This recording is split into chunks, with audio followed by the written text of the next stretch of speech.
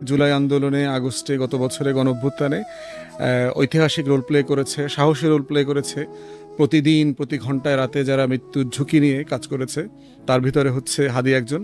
হাদিকে স্বাগত জানাচ্ছি আজকে সময় দেওয়ার জন্য।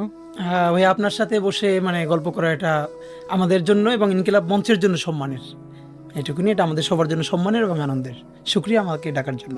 তো এখন হচ্ছে যে ধরো আমরা প্রায় জুন মাস চলতেছে আর কি এখন। তো গত বছরের যদি ফ্ল্যাশব্যাক করি তাহলে কোর্টের রায়টা হবে হবে এরকম একটা জায়গা, এবং 5ই জুন থেকে কোর্টের রায় হইল, ছেলেমেয়েরা সবাই শাহবাগে আসা শুরু করছে যে এই কোটাকে ফিরায় নিয়ে আসার যে বৈষম্যের যে লড়াইটা আবার মানে পুনঃপ্রতিষ্ঠা করবার যে চেষ্টা সরকারের পক্ষ থেকে, সেটা চলবে এরকম একটা জায়গা। ঠিক তোমার জায়গা থেকে মনে করতে পারছো কিনা যে ধরো 1 জুন, 2রা জুন, 5ম জুন এক্স্যাক্টলি তোমার কি মনে পড়ছে আজকে? আমার এই মুহূর্তে বলতে গেলে, এটা আমি বলেছি আমার কয়েক বন্ধুকে, যে আমার সমস্যাটা হলো গত প্রায় 3-4 মাস ধরে যেমন আমাদের সাথে অনেকেই একদম ডেট ধরে ধরে ধরে ধরে স্মৃতিগুলো করতে পারতেছে। এটা আমার এক ধরনের সমস্যাই হলো কিনা যে আমি পুরো জুলাই মিলে একদিন মনে হচ্ছে আমার কাছে। আমি ইভেন্ট বললে এখন প্রতিদিন ইভেন্টের একদম খুঁটিনাটি বলতে পারি, ও এটার পরে এটা, কিন্তু সব দিন মিলে কোন দিনের পরে কি হচ্ছে, এটা বিশেষ করে যখন একদম তুমুল আন্দোলন করে এরপর থেকে সব নিয়ে আমার একদম, আপনি যদি ধারাবাহিকভাবে গল্প একটা ধরাই দেন আমি টু দি পয়েন্টে বলতে পারবো একদম সব স্মৃতিসহ, কিন্তু ডেট হিসেবে আমি সব ব্ল্যাঙ্ক মনে হচ্ছে। আমি ওই ডেট ধরে ধরে ধরে ধরে এটা আমার মনে হচ্ছে যে আমি সব নিলে একটা তারিখ, যেমন এটার সব রিলেট করে 5 তারিখের পর। এবং ভাই আমি একটা এখানে আমার খুব মনে পড়ে যে 5 তারিখের পর, 5ই আগস্টের পর অন্তত 3 থেকে 4 মাস আমি প্রতিদিন ঘুম থেকে উঠে যখন উঠতাম আমি কোনোভাবে বিলিভ করতে পারতাম না যে আসলে হাসিনা নাই বা আওয়ামী লীগ নাই। এবং এইটা প্রতিদিন আমার ইনপুট দিতে হইতো, ও না এখন হাসিনা নাই বা এখন আওয়ামী লীগ নাই। তো আমার মনে আছে যে আমার বাসার থেকে রাস্তায় এরকম কয়েকদিন হাঁটতেছি আর শুধু শুধু হাসতেছি। তো আশেপাশে দু একজন দেখে যে হাসছে কেন, তা আমার মনে হইতেছিল রাস্তায় হাঁটতেছি, কেউ গুম করবে না, অথবা কেউ মারবে না, অথবা কেউ কিছু বলবে না। তখন আমি মনে করলাম যে স্বাধীনতার যে আনন্দ মানুষের, যে মানুষ কম খেতে পারে, মানুষের ঘরে ঠিকমতো বাজার নাই, কিন্তু সে স্বাধীনভাবে রাস্তায় হাঁটতে পারার মধ্যে যে তৃপ্তি, তার যে আনন্দ, এইটা আমি ফিল করতেছিলাম। আমি রাস্তায় হাঁটতেছিলাম আর হাসতেছিলাম, আমার এখন কেউ ধরবে না, আমার চাইলেই কেউ গুম করে ফেলবে না। তো এবং এর সাথে বলে রাখি যে আমাদের দু একটা এজেন্সি, স্বাভাবিকভাবেই রাষ্ট্রীয় বিভিন্ন এজেন্সির সাথে তো সকল প্রতিষ্ঠান কাজ করে, তাদেরকে তথ্য দিতে হয়। তা আমাদেরকে ওনারা এমনি জিজ্ঞেস করছিল যে আপনাদেরকে কোনো ধরনের হেল্প দরকার কিনা। তা আমরা ওনাদেরকে একটু স্যাটায়ার করেই বলছিলাম যে হেল্প বলতে একটাই লাগবে, আমাদেরকে গুম কইরেন না। আর এটুকুন যদি আমাদেরকে গুম না করেন তাহলে আমরা সারা দেশে আবার নতুন করে কাজ করতে চাই। এই ট্রমাটার কারণ কি তুমি কি মনে করতেছো যে আওয়ামী লীগ আমলে কি তুমি সাবস্ট্যান্সিয়ালি, ফিজিক্যালি, মেন্টালি, সাইকোলজিক্যালি একটা টর্চারের মধ্য দিয়ে গেছো বিশ্ববিদ্যালয়ে পড়ার সময়গুলোতে? ওগুলো কি তোমাকে একদম... হাজারটা গল্পের একটা আপনারা এখন বলি। আমার ডিপার্টমেন্টে শুরুর দিক থেকে আমি আমার সকল শিক্ষকরা, ইভেন ডান বাম সব গণনা আমার প্রচণ্ড ভালোবাসতো, আমার অ্যাক্টিভিজম বা আমি বলতাম, এবং আমাদের ক্লাবের, ইংলিশ ক্লাবের খুব অ্যাক্টিভ ছিলাম। তো আমাদের এক ভাই, মাসুম ভাই, উনি ক্যান্সার আক্রান্ত হয় এবং একটা হসপিটাল ওনার অলমোস্ট অবহেলার কারণে উনি খুবই ক্ষতিগ্রস্ত হয়।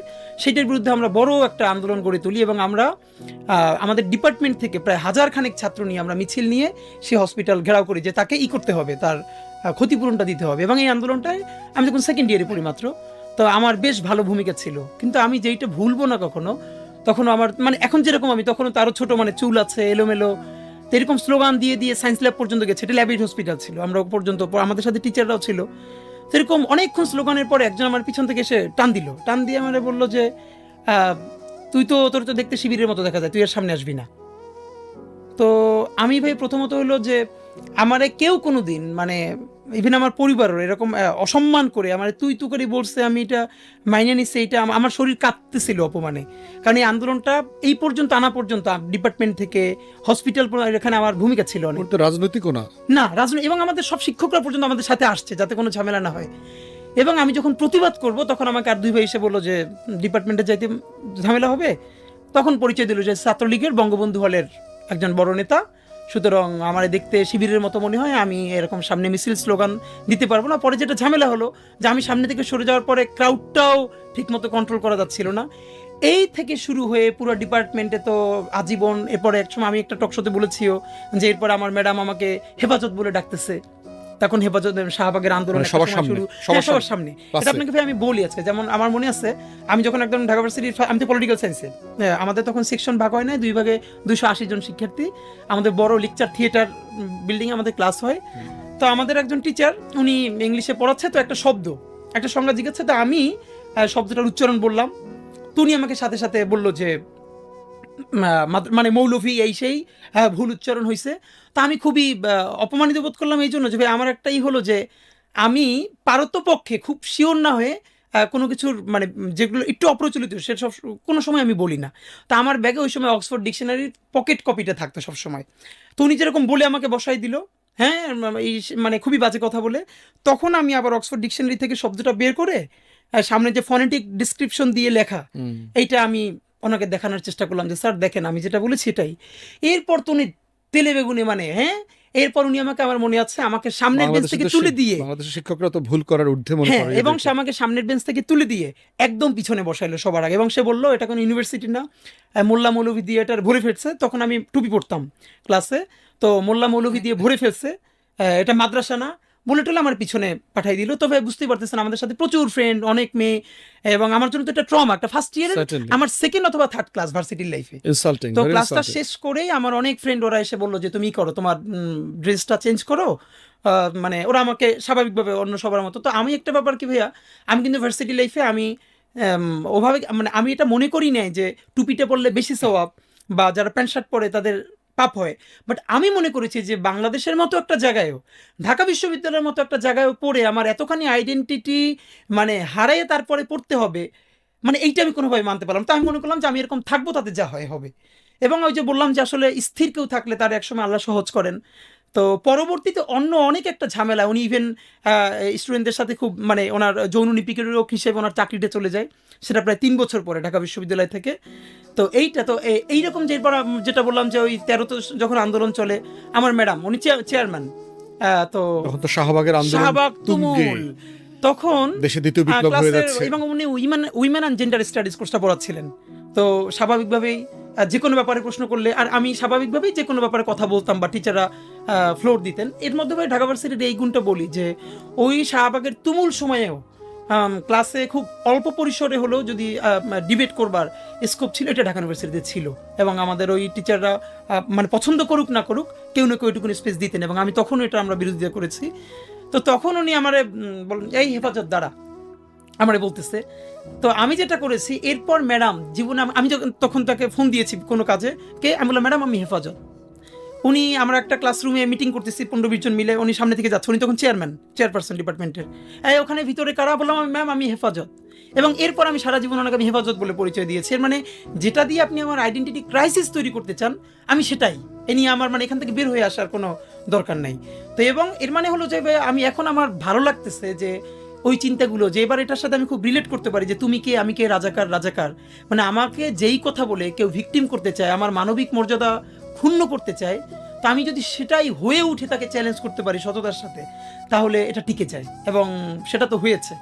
আর এবং এটা তো মনে হয় যে শুধু তোমার একার না, এই সময়টাতে যারা পুরো সময় জুড়ে এই 12-13 থেকে শুরু করে ধরো পুরো গত বছর পর্যন্ত যারা ক্যাম্পাসে বড় হয়েছে, ক্যাম্পাসে লেখাপড়া করেছে, এই ট্রমার এক্সপিরিয়েন্স সমত সবারই মোটা দাগে, বিশেষ করে যারা মাদ্রাসা ব্যাকগ্রাউন্ড থেকে এসছে অথবা খুবই দরিদ্র পরিবার থেকে হলে ওঠার জন্য খুব চেষ্টা করেছে, এই মানুষগুলোর প্রচুর গল্প শুনলাম এবং অনলাইনেও দেখেছি। ফার্স্ট ক্লাস ফার্স্ট হয়েছে, বুয়েটে মেডিকেলে টিচার হইতে দেয় নাই, রিপোর্ট দিয়ে দিয়েছে জামাত শিবির হেফাজত এইটা সেটা।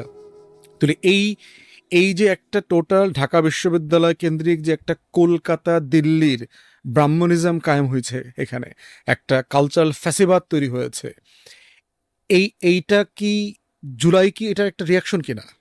না, এটা তো নিশ্চয়ই ভাই, জুলাইয়ের রিয়াকশনটা তো আসলে আমি এটা অনেকবার বলেছি যে জুলাইটা যদি 20 দিন না হয়ে এটা আমাদের অন্তত 6 মাস 8 মাস হতো, তাহলে আমাদের আরও অনেক রক্ত ঝরতো, আমরা হয়তো আরও বেশি মানুষ শহীদ হতাম।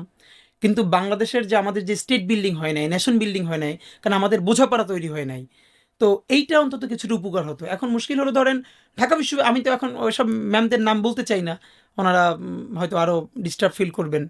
তো আমি বলা উচিত না কি?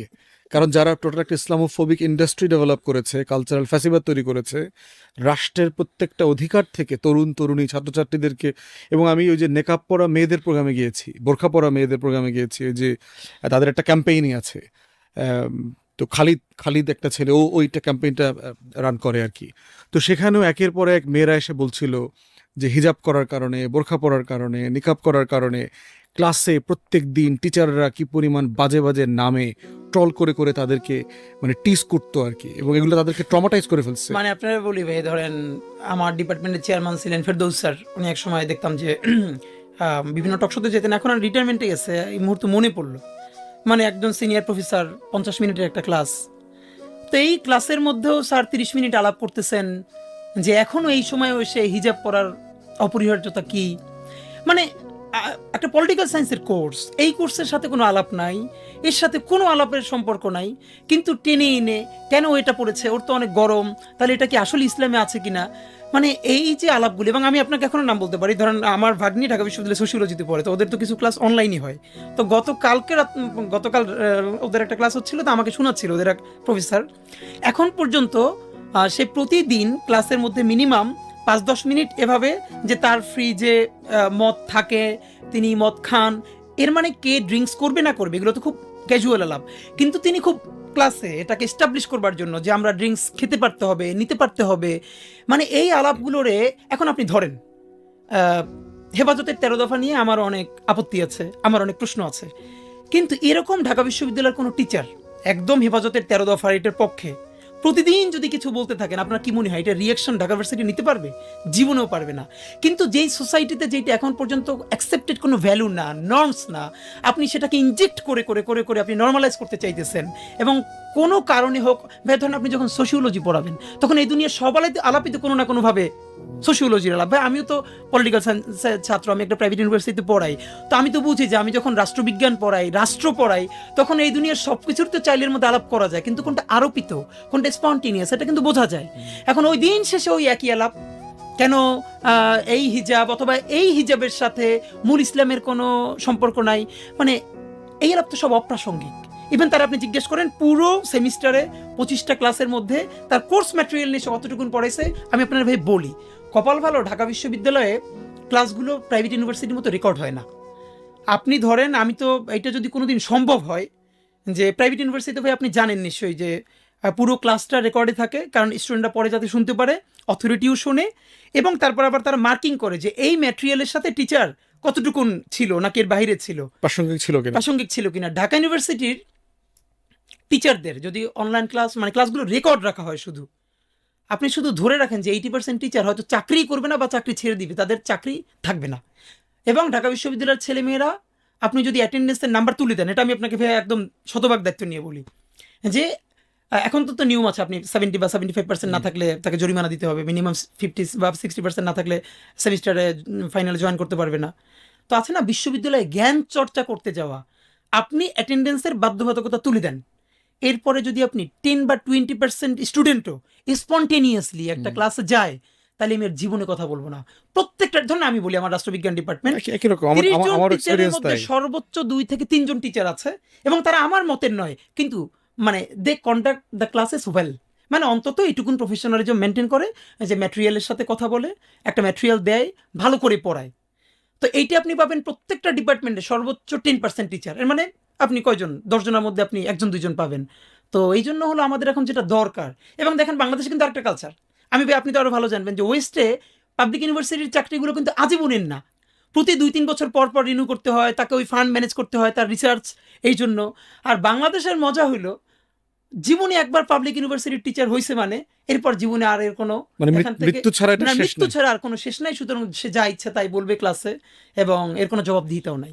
এখন আবার জুলাইতে ফিরে আসি, মানে তোমরা যারা ইনকিলাব মঞ্চের এই প্ল্যাটফর্ম থেকে কাজ করতেছো, তোমাদের দেখলাম যে তোমরা খুবই ফোকাসড, মানে একটা কাজই করতেছো, মানে যেটা হচ্ছে না বিভিন্ন প্ল্যাটফর্ম আসলে অনেক কাজ একসাথে করবার চেষ্টা করতেছে, সেখানে দেখলাম যে তোমরা আসলে জুলাই মেমোরিটাকে জীবন্ত রাখা, জুলাইয়ের স্পিরিটটাকে জীবন্ত রাখা। জুলাই আগস্টে কোন জিনিসটা তোমাকে ট্রিগার করলো যে এটাকে হারাইতে দেয়া যাবে না? আচ্ছা ভাই, এটার ক্ষেত্রে আমার সব থেকে যেটা, এটা আমার জন্য সব থেকে ভয়ানক অভিজ্ঞতা, হ্যাঁ, যে আমি তো রামপুরার আন্দোলনের শুরু থেকে শেষ পর্যন্ত ছিলাম, এবং আপনি জানেন যে শহরের মধ্যে শুরু থেকে শেষ পর্যন্ত সম্মানের রণক্ষেত্র ছিল রামপুরা। উত্তরা, মিরপুর এগুলো পরে আস্তে আস্তে স্পার করেছে বা হয়েছে। ঢাকার কর্নারটা ছিল যাত্রাবাড়ি, আর ঢাকার মধ্যে রামপুরায়। তো আমি তো একদম শুরু থেকে, যেহেতু আমার বাসা রামপুরায়, আন্দোলনে ছিলাম। তো যেই জিনিসটা ভাই আমি আর মানে এরপর আর স্বাভাবিক জীবনে মানে চিন্তা করা যায় না। এবং আমি এই যেটুকুন সাহস বা এইটুকুন, আমি একটা বোনাস লাইফ অনেক বলেছি যে এটা একটা বোনাস লাইফ। আমার ঠিক 4 থেকে 5 হাত দূরে, আমার চেয়েও বয়সে 2-1 বছর কম হবে, একটা ইয়াং ছেলে, মুখে মাস্ক পরা ছিল। তো আমরা যেরকম করে রাস্তায় সবাই আন্দোলন করছিলাম, এবং এই ইন দ্য মিন টাইম ওই যখন হেলিকপ্টারে থেকে স্নাইপার শুট করা হলো এর 2-1 দিন পরে, ওই সময় তো আমরা সবাই এরকম ক্রাউড স্লোগান দিচ্ছি, এই করছি। হঠাৎ করে দেখি যে আমার থেকে 5-7 ফিট দূরে হবে ছেলেটা লুটিয়ে পড়েছে, এবং তার মুখে মাস্ক আছে, সব ঠিক আছে। মাথা থেকে গল গল করে রক্ত বেয়ে রাস্তার মাঝখানে তো ওই ড্রেনের দিকে যাচ্ছে। তো মানে এই সিচুয়েশনটা ভাইয়া আমি তখন, এটা কি মানে হেলিকপ্টারের স্নাইপার গুলিতে? হ্যাঁ স্নাইপার শুট ছিল, কারণ যে হেলিকপ্টারগুলো দেখলাম ওই যে ব্র্যাক ইউনিভার্সিটি স্ট্রেস কেন্দ্রিক, এটা দুটো হতে পারে ভাই, এটা হেলিকপ্টারও হতে পারে অথবা কোনো বিল্ডিং এর ছাদ থেকে হতে পারে। কারণ হলো যে নইলে আমরা এত ক্রাউড ছিলাম, এটা নিচ থেকে আসলে তো ওর সামনে আরো আমরা অনেকে ছিলাম আশেপাশে, কিন্তু উপর থেকে ওভাবে করা। তো এমন ভাবে রক্তে ভেসে যাচ্ছিল, কিছু সময় আছে না যে ঠিক আপনি চিন্তা করতে পারবেন না যে আপনি এখন কি করণীয় কি। তা আমি ভাই, আমার মনে আছে যে মানে 1 মিনিট না 10 সেকেন্ড আগেও পাশে মিছিল, আমার স্লোগানের সাথে মিছিল দিচ্ছে, ওর হাতে একটা লাঠি ছিল, আর এখন পুরো দেহটা পড়ে আছে, মুখে মাস্কটা তখনও, এবং এদিকটায় কিচ্ছু নাই, গল গল করে রক্ত পড়ে যাচ্ছে। তো এখন কি আমি ওর কাছে যাব, কি হয়েছে দেখবো, নাকি বাসার দিকে যাব?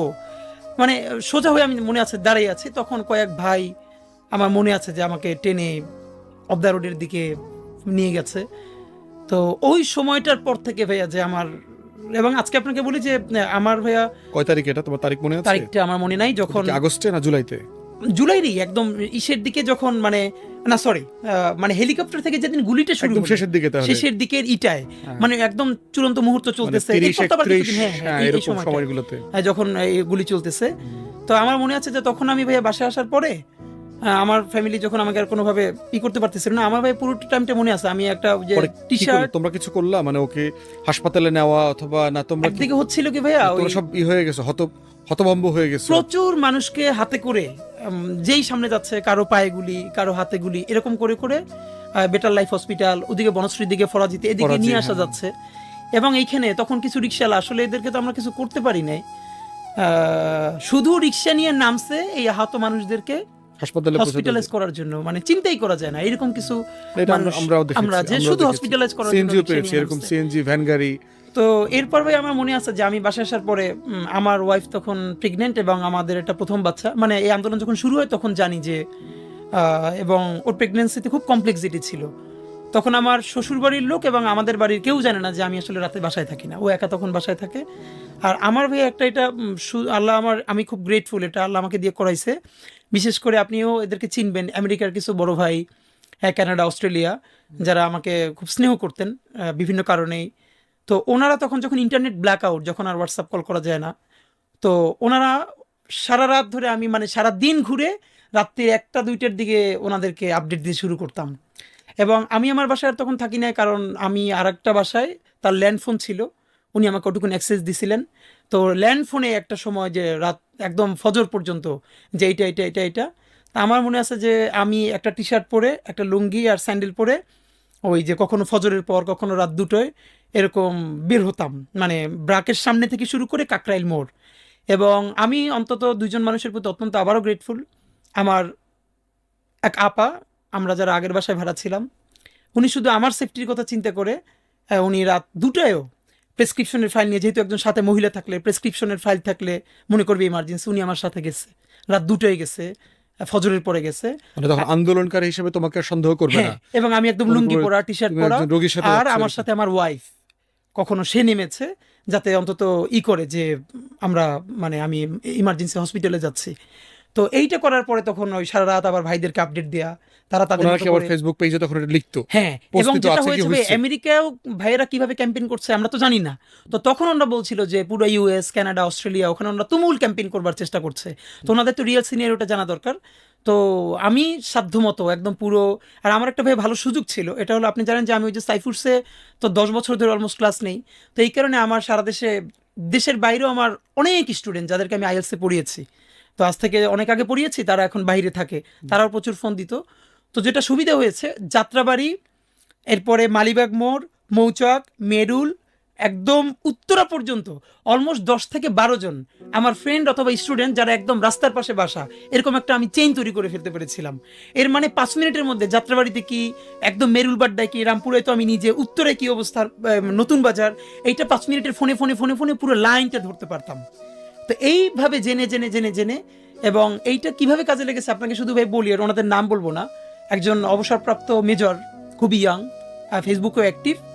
তো উনি বলেছে যে আমরা যে এই কথাগুলো বলেছি, ওনাদেরকে আবার ওনাদের ভিতর থেকে ওনাদের ছাত্র যারা আর্মিতে ছিল তারা বলেছে, তথ্য দিয়েছে যে এইখানে এখন অস্ত্র নিয়ে যাওয়া হবে, ওখানে বারুদ ফুরিয়ে গেছে, আপনারা পারলে এই তথ্যটা ওইখানকার লোকাল যারা আছে ওদেরকে দেন, যাতে এই গাড়ি এয়ারপোর্ট থেকে বের হতে না পারে, এটার মধ্যে বারুদ আছে। তো এইরকম বিভিন্ন তথ্য ওনারাও আবার ওইখানে পৌঁছানোর চেষ্টা করতেন। তো এইটা আসলে ভাই আমার যেটা শুধু মনে পড়ে যে আমরা তো আসলে কোনোভাবে ডকুমেন্টেডই করতে পারলাম না যে আসলে জুলাইতে কি হলো, প্রত্যেকটা মানুষ কতভাবে কন্ট্রিবিউট করেছে। তো এটার জন্য কিন্তু তুমি হয়তো খেয়াল করছো যে আমি যে বারবার গণতদন্ত কমিশনের কথা বলেছি, Exactly. পাবলিক হিয়ারিংটা কেন দরকার, গণশুনানিটা কেন দরকার, এই গল্পগুলো তো আসছে না। এই যে আপাটার কথা বললা যে রাতের 2টার সময়, এটা কত সিরিয়াস একটা ব্যাপার। এবং তার বাসায় তার ভাই আওয়ামী লীগের একজন নেতা, এটা আপনাকে বলি, ওনার ভাই একজন আওয়ামী লীগের ওয়ার্ড পর্যায়ের ভালো নেতা, এবং এইটা উনি ওনার বাসায় আমাকে রাখছে 1 সপ্তাহ, এবং সম্পূর্ণ ওনার অগোচরে, কিন্তু এই জন্য সেফ ছিল যে ওনার বাসায় এইটা কেউ চিন্তা করতে পারবে না, কারণ ওনার ভাই আওয়ামী লীগের নেতা, একজন মানে ওয়ার্ড পর্যায়ের নেতা, কিন্তু ওনারা আবার এই আন্দোলনের পক্ষের মানুষ, তো উনিও কিন্তু এই ঝুঁকিটা নিচ্ছে। এই গণশুনানিটা কেন দরকার ছিল, যেটা বারবার ফিল করছিলাম, প্রেসে বলছিলাম যে গণশুনানি হইলেই শুধুমাত্র একজন নাগরিক নিবন্ধন করে বলতে পারবে যে আমার একটা গল্প আছে যেটা আমি পাবলিকলি বলতে চাই। আপনি এটা বলবার পর ভাই, আমরাও অনেক জায়গায়, আপনি এই মডেলটা বলবার পর যে অন্তত গণশুনানি, ঢাকার যেগুলো জায়গায় মেসাকার হয়েছে, কত মানুষ, এগুলোর এখন পর্যন্ত প্রমাণ আছে, সেগুলো তারা বলুক। তো এটা তো হলো না, মানে আপনিও বলেছেন, আমরাও বলেছি যে সংসদ টিভি থেকে সেটাকে সরাসরি live দেখানো করবার হোক, জন্য। আমাদের এই গল্পগুলো তো হারাই যাবে, কিন্তু হলো না। তো মানে হলো না, এটাই বাস্তবতা। আসলে এখন কি হবে সামনে তো আমরা বুঝতে পারছি না। এইটা ধরো তো মানে এই স্মৃতিটাকে জীবিত রাখার জন্য কি ওই ঘটনাটা তোমাকে বেশি ট্রিগার করে, না আরো অনেক ঘটনা আছে এর মধ্যে ঘটেছে যেটা তুমি ফিল করতেছো যে জুলাই স্পিরিটটাকে ধরে রাখাটা কেন এই জরুরি? মুহূর্তে ভাই একটা ছোট গল্প বলি, যে মানে এটা রামপুর অফ দ্য রোডের, যেহেতু অফ দ্য রোডটা খুব ক্রুশাল ছিল রামপুরে, একদিকটা আপনি জানেন যে আমি বলি, আমি অবদারডে ছিলাম লম্বা সময়, আমি ওটার পুরো ওকে, তাহলে আমি ম্যাপ আপনাকে জানি, বলি ভাইয়া, পুরো ম্যাপ আবুল হোটেল থেকে রামপুরা ব্রিজ, এই জায়গাটা কখনোই পুলিশ বা আর্মি পুরোপুরি দখল নিতে পারে না, কারণ আপনি দেখবেন যে এইখানের আইল্যান্ডে একটা গাছও, 2-1টা গাছ ছাড়া আস্ত ছিল না। আন্দোলনকারীরা সবাই মিলে এই গাছগুলো কেটে ব্যারিকেড তৈরি করেছিল, এবং আবুল হোটেলের পর আর রামপুরা ব্রিজের এই দিকটা, এইখান থেকে কোনো সময় পুলিশ বা পুরোপুরি ঢুকতে পারে নাই। একমাত্র তাদের একটা জায়গা ছিল হাতির ঝিল, ওই অফ দ্য রোডে ঢুকা, কারণ আমরা সবাই যখন ঝামেলা হচ্ছিল সবাই অফ দ্য রোডে ঢুকে যেতাম, আবার আর্মি বা পুলিশ যখন একটু সরে যেত আবার অফ দ্য রোড থেকে আমরা মেন রাস্তা দখলে নিতাম। তো এরপর দেখলাম যে, শুনলাম যে হাতির ঝিল থেকে ফোর্স ঢোকার জন্য রেডি হচ্ছে, এবং সেখানে পরে গিয়ে দেখি, এটা আমার জীবনে তখন আমি বুঝতে পারি যে এটার সাথে পলিটিক্যাল পার্টিগুলো কানেক্টেড হয়ে গেছে আন্দোলনটা। রাত তখন 2টা বাজে, ওই আপার সাথে নিয়ে গিয়ে দেখি যে ঠিক হাতির ঝিলের যেই পয়েন্টটা থেকে মহানগর প্রজেক্ট হয়ে অফ দ্য রোডে ঢুকে, এইখানে বেশ কিছু ছেলে মেয়ে যাদেরকে দেখলে স্টুডেন্ট মনে হয় না, কিন্তু তারা ব্যারিকেড তৈরি করেছে, একটা বিরাট ব্যারিকেড তৈরি করেছে, এবং কাউকে যেতে দিচ্ছে না যাতে আর্মি বা পুলিশের গাড়ি অফ দ্য রোডটা ঢুকতে না পারে, কারণ অফ দ্য রোডই আমরা সবাই মিলে বারবার একত্র হচ্ছিলাম। এবং তাদের চেহারা দেখে আমার মনে হলো যে এইটার সাথে পলিটিক্যাল ইনভলভমেন্ট হয়ে গেছে, মানে সামহাও তারা হয়তো নাম নিচ্ছে না, কোথাও কোথাও কিন্তু এলাকাবাসী ইনভলভ হয়েছে, সাধারণ এবং এলাকাবাসী। ভাইয়া এইটা যে হয়েছে, এটার পরে আমি দেখলাম যে রাত 2টায় ওই যারা ব্যারিকেডটা দিয়েছে ওদের জন্য মানুষ খাবার নিয়ে আসতেছে। সব রক্ত একদিন কথা বলবে, এটা আমরা আশা করেছি। তো হাদি, তোমাকে অনেক ধন্যবাদ মন খুলে কথা বলবার জন্য। আমরা তো আসলে গণশুনানি করতে পারলাম না, এটা ছিল অন্তর্বর্তীকালীন সরকারের দায়িত্ব, প্রধানতম দায়িত্ব ছিল। তারা অনেক ভালো কাজ করেছে, কোনো সন্দেহ নাই। 16 নম্বর ভালো কাজটা করেছে, 13 নম্বর ভালো কাজটা করেছে, 21 নম্বর ভালো কাজটা করেছে, কিন্তু 1 নম্বর কাজটা সে এখনো করে নাই। তো আজকে তোমার সাথে যেহেতু এই বিষয় নিয়ে কথা বলছি, আজকেও যারা পডকাস্ট দেখবেন তাদের প্রতি আমাদের আহ্বান যে এই গণশুনানি, গণতদন্ত কমিশন, এই জুলাই আগস্টের যে গণ অভ্যুত্থান নিয়ে সেটা হওয়া দরকার, এবং এই গল্পগুলো যার যার জায়গা থেকে যত ছোট হোক, কিন্তু তার সেই কন্ট্রিবিউশন এবং অবদান রাখার যে গল্প, এটা আসলে আমাদের সবার জানা দরকার। তো তোমাকে আবারও ধন্যবাদ জানাচ্ছি আমার বাংলাদেশ, আমার কথা উইথ ব্যারিস্টার ফুয়াদ এই পডকাস্টে আসার জন্য। আমার বিশ্বাস যে আমরা এই কনভারসেশন কন্টিনিউ করব, আর মাঠে ঘাটে পথে রাজপথে অবশ্যই আমাদের লড়াই চলছে এবং চলবে ইনশাল্লাহ। মানে আমি শেষে এইটুকুনি বলি যে ইনকিলাব মঞ্চ আমাদের যে ভাই বোনগুলো আছে তাদের জন্য আপনাদের মাধ্যমে সবার কাছে দোয়া চাই। আমরা খুবই ছোট একটা টিম, ইচ্ছে করে আমরা টিম বড় করি না, কিন্তু আমি শুধু এটুকুনি বলি যে এই ছেলে মেয়েগুলো, আপনাকে ভাইয়া এটা বলা যে আজ পর্যন্ত বাংলাদেশের কোনো একটা সচিবালয় তো দূরের কথা, একটা থানাও, বাংলাদেশের কোনো সরকারি কোনো অফিস বলতে পারবে না যে আমরা কারো একটা 1 মিনিটের জন্য ফোন দিছি কোনো একটা ন্যায্য কাজেও। আমাদের জীবনে কিন্তু অনেক ক্রাইসিস আছে, আমাদের ভাই বোনগুলোর আছে। শুধু এই জন্য দেই না যে আমরা লড়তে চাই। মানুষ যখন সব সৈনিকও হারায় যাবে, 2-4 জন দাঁড়ায় থাকা দরকার, যারা অন্তত মানুষ যাদের উপরে ভরসা পায়। তা আমাদের উপরে খুব একটা চাপ আছে। চাপটা হলো আপনারা যারা আমাদেরকে এভাবে ভালোবাসেন, শুধু তো আমাদের এই ইনসাফের লড়াইটা আর আমাদের ন্যূনতম সততার জন্য। আপনাদের দায়িত্ব হলো প্রতিদিন নামাজের পরে আল্লাহর কাছে দোয়া করা যে আল্লাহ যেন নিজ জিম্মায় আমাদেরকে ইনসাফের সাথে এবং সততার উপরে রাখেন। আমরা যত বক্তৃতা করি, আল্লাহ আমাদেরকে সাহায্য না করলে আমরা কোনোদিন সৎ এবং ইনসাফের উপরে থাকতে পারবো না, সততার উপরে। সুতরাং আপনাদের দায়িত্ব হলো অন্তত এই ছেলে মেয়ে কয়টাকে যেন আল্লাহ কোনোদিন কোথাও কম্প্রোমাইজ করতে না হয়, সততার উপরে রাখেন, ইনসাফের উপরে রাখেন। এটুকুন আপনাদের কাছে দোয়া চাই। নিশ্চিত, আমিন আমিন, আমরা দোয়া করি। প্রিয় দর্শক, এতক্ষণ ধরে আপনারা আমাদের আজকের স্ট্র্যাটেজি টকের কনভারসেশন দেখতে পাচ্ছিলেন। হাদির সাথে জুলাই আগস্ট, গত বছরের গণ অভ্যুত্থান, সব কিছু মিলে নিয়ে কথা বলেছি। 36 জুলাই, ইনসাফের বাংলাদেশ গড়বার যে লড়াই, এটার যে আবেগ অনুভূতি, এগুলো অনেক কিছু ফ্যাকাশে হয়ে আসছে। তো কয়দিনের মধ্যে আবার সেই জুলাইয়ের হাইপ আসবে, আগস্টের হাইপ আসবে। এভাবেই হয়তো বছর ঘুরে ঘুরে একসময় দশকে যাবে, যুগে যাবে। কিন্তু এই যে গল্পগুলা, এই যে লড়াইয়ের সংগ্রাম, এই লড়াইয়ের যে আকাঙ্ক্ষা, স্বপ্ন, সেগুলো যেন ফ্যাকাশে না হয়ে যায়, ফেইড না হয়ে যায়। এবং এটার দায় কিন্তু শুধু যারা মাঠে আছে তাদের না, আপনারা যারা আছেন বাসায় বসে দেখছেন, মোবাইল টিপছেন, আপনাদেরও। কারণ দেশটা ভালো থাকলে আপনারাও ভালো থাকবেন।